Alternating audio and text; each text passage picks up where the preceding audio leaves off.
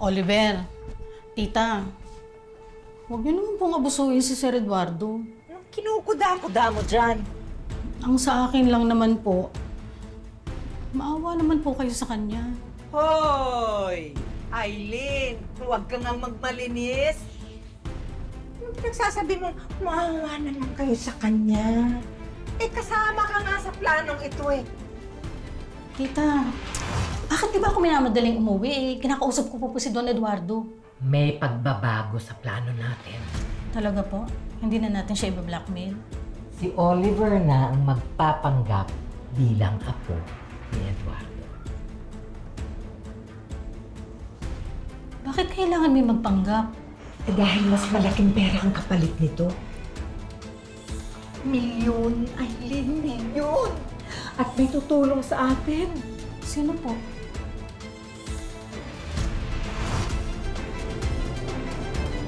Ikaw? Kasama ka sa planong ito. Paano po kung mabuko tayo? Delikado po itong ginagawa natin. Uunahin mo pa ba ang takot?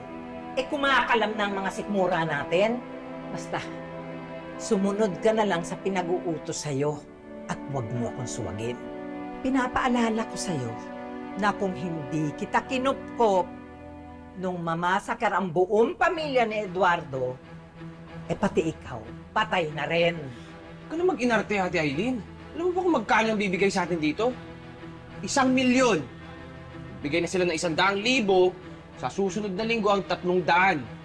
Iba pa yung makukuha natin doon kay Lolo. Napakalaki nun. Pero natatakot po talaga ako eh. Hindi po mabubuting tao yung mga kausap natin. Nakikiusap naman ako sa inyo. Tingin na lang natin to. Puwisit ka talaga! Umuwi ka na nga sa Rosales. Ako na lang mag-iisip kung anong dahilan. Sasabihin ko kay Eduardo, ayaw na kitang makasama sa bahay na yun. Baka ikaw pa ang bubo ko sa amin. At winawarningan kita ha, Aileen. Huwag na huwag mo kaming ilalaglag kay Eduardo. Kapag nagkataon, kahit nakadugo pa kita, ipapapatay kita.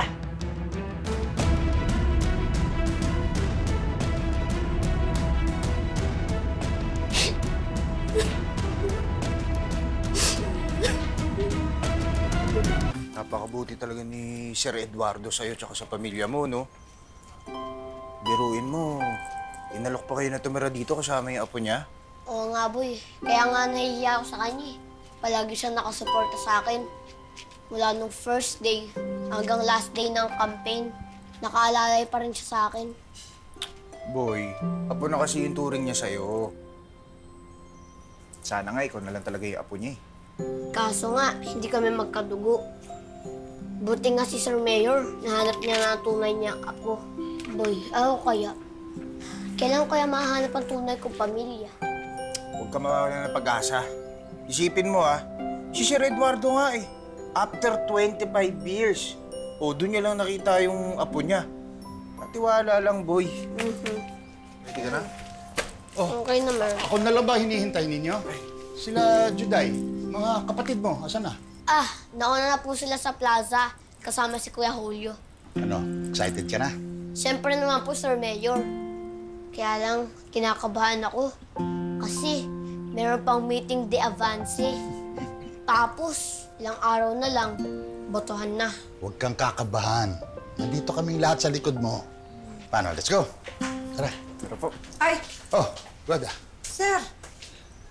Palis pala kayo. Nagluto pa naman ako ng champurado para sa inyo.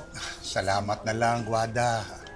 Okay lang ako. Nagmamadali kasi kami eh. Lo, di ba ho sabi niyo kagabi, bibilihan niyo pa ho kami ng cellphone ni Nanay Guada. Pagtapos ho nun, mag-enroll pa ho ako sa driving school. Ano kasi, last day na kasi ng campaign ni Rambo ngayon. Ako, ikaw naman na. Busy-busy naman si Sir. Maghintay ka naman. Pwede naman, di ba? Ibang araw na lang, ha? Sige, Nay, ako na ho yan. Akin lang naman ho. Akala ko ho, makakapag-banding ho ulit tayo. Pero kung nakakasagabal lang ho ako, sige. Pasok na lang ho ako. Apo, sandali. Sige na, sige na. Bihis ka na. kayo ni Iguada. Pupunta tayo sa mall. Hindi nga, Lo. Eh, paano ho si Rambo? Baka kailangan niya ho kayo sa kampanya niya. Susunod na lang ako. Ah, okay lang po yun, Sir Mayor. Eh, kailangan niyo pa pong bumawi sa apo niyo. Kung may oras pa po, pwede naman po kayong sumunod. Okay lang po yun kahit hindi na kaya. Salamat, Rambo, at naiintindihan mo ako. Mauna na po kami ni Ompong. Tara na, boy. Boss Eduardo.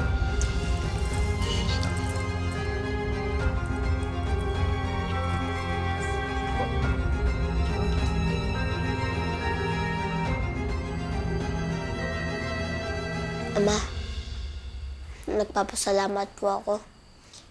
Kasi nahanap na po ni Sir Mayor ang tunay niyang apo. Hindi na po siya ngayon malungkot kasi nandito na po si Oliver.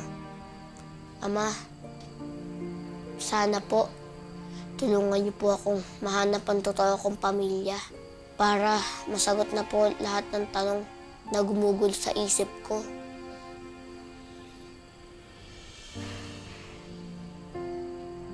Ama, sana malaman ko na po kung saan ako nagmula para tuluyan na po mabuo ang pagkatao ko.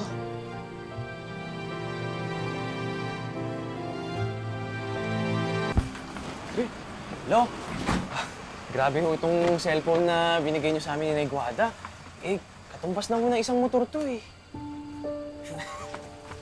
At saka yung mga damit namin, ang gaganda, ang dami. Baka hindi na ito magkasya sa cabinet. Sayang nga po kung hindi sana umuwi si Ate Aileen ng probinsya. Hindi pati sana siya nadamay rin ng mga regalo ni Lolo. Sir, sobra-sobra na itong binigay niyo sa amin. Kulang pa nga yan eh. Hayaan nyo na akong bumawi. Sa susunod, alahas naman ang bibiliin ko para sa inyo. Lo, talaga po? Alam mo, actually, nung maliit ka, binigyan kita ng espesyal na mamahaling kwintas.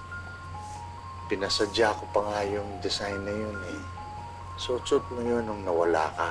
At yun na magpapatunay na ikaw talaga yung apo ko.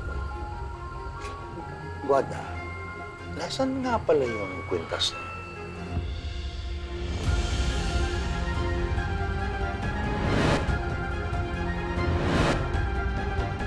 Ganda naman yan!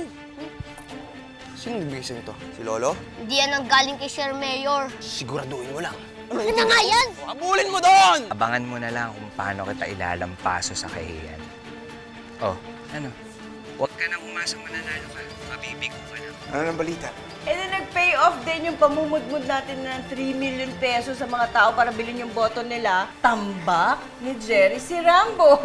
Peralta Jerry. Jerry Peralta. Peralta Jerry. Peralta Jerry. Peralta Jerry.